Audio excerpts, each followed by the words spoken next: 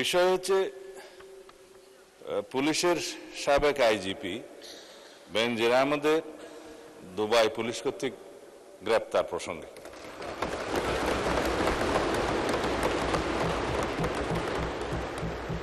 এই বিষয়ে আমি মহান জাতীয় সংসদকে অবহিত করছি যে বর্তমান সরকার দায়িত্ব গ্রহণের পর দুর্নীতি মামলায় অভিযুক্ত পুলিশের সাবেক আইজিপি বেনজির আহমেদকে গ্রেফতারের জন্য ইন্টারপোলের সাথে নিবিড়ভাবে কাজ করার জন্য নিয়োজিত পুলিশ হেডকোয়ার্টার্সের national central bureau NCB Dhaka কর্তৃক ইন্টারপোলে আবেদন করা হয়। তৎপ্রেক্ষিতে গত 11 এপ্রিল 2025 এটা 2025-এ পাঠানো হয়েছিল, আমরা এটা মনিটর করেছি।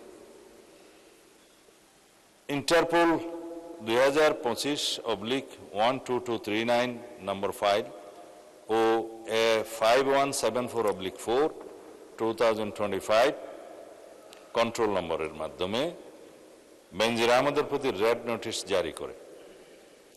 উক্ত রেড নোটিশের মাধ্যমে ইন্টারপোল কর্তৃক সংযুক্ত আরব আমিরাতের স্বরাষ্ট্র মন্ত্রণালয়কে অনুরোধ করা হয় গ্রেফতারের জন্য। মাননীয় স্পিকার, আমি এই মহান সংসদের মাধ্যমে সমগ্র জাতিকে জানাচ্ছি যে গত 12 জুন 2026 তারিখে সংযুক্ত আরব আমিরাতের স্বরাষ্ট্র মন্ত্রণালয়ের directorate general of federal criminal police national central bureau NCB Abu Dhabi হতে প্রেরিত একটি ইমেইলের মাধ্যমে বাংলাদেশ সরকারকে জানানো হয়েছে যে দুর্নীতি মামলায় অভিযুক্ত বেনজির আহমেদকে সংযুক্ত আরব আমিরাত পুলিশ কর্তৃক গ্রেফতার করা হয়েছে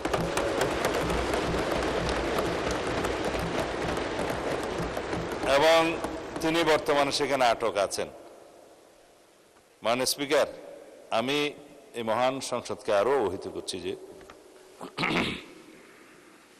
এনসিবি আবু ধাবি জানিয়েছে যে UAE federal law number 39 of 2006 অনুযায়ী গ্রেফতারের তারিখ হতে 30 দিনের মধ্যে কূটনৈতিক চ্যানেলের মাধ্যমে আনুষ্ঠানিক এক্সট্রাডিশন রিকোয়েস্ট প্রেরণ করতে হবে।